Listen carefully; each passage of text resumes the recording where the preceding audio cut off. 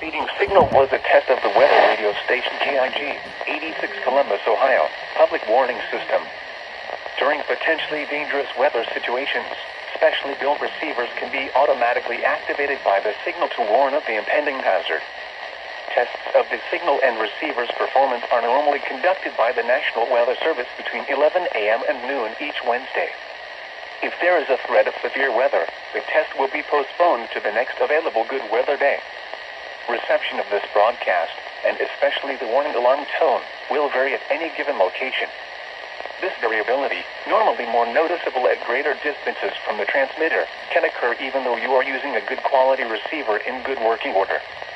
The warning alarm tone will be activated for hazardous watches and warnings for the following counties: Champaign, Clark, Delaware, Fairfield, Fayette, Greene, Licking, Madison, Marion, Marl, Muskingum, Perry, Pickaway, and Union. This concludes the weekly test of weather radio station KIG, 86 Columbus, Ohio.